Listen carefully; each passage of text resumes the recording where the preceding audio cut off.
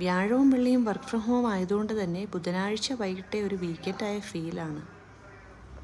എന്നാൽ പിന്നെ ഒരു ചായ കുടിക്കാൻ പോകാമെന്ന് കരുതി ഇറങ്ങിയതാണ്. ഇറങ്ങിയപ്പോഴേ മഴ തുള്ളാൻ തുടങ്ങി. സ്ഥിരം പോകുന്ന സ്പോട്ടിലൊന്നും പോകാതെ കമ്മനഹള്ളിയിലുള്ള തലശ്ശേരി റെസ്റ്റോറൻറ്റിൽ പോകാനായിരുന്നു ഞങ്ങളുടെ പ്ലാൻ.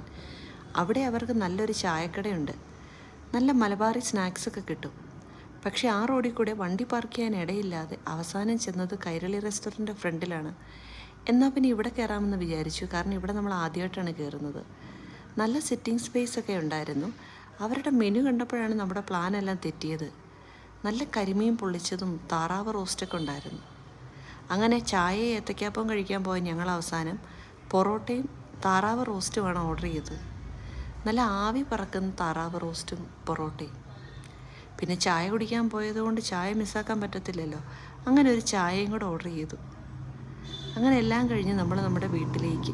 ഇതാണ് കേട്ടോ ഞങ്ങളുടെ ഏരിയ. ഇവിടെ കുറച്ച് പീസ്ഫുള്ളാണ്. കാരണം ഈ ഏരിയ കൂടുതലും ഗവൺമെൻറ്റിൻ്റെ കീഴിലാണ്. ഇവിടെ അധികം കടകളോ തിരക്കോ ഒന്നുമില്ല. ബാംഗ്ലൂർ സിറ്റിയുടെ സ്ഥിരം തിരക്കിൽ നിന്നും കുറച്ച് വ്യത്യസ്തമായാണ് ഈ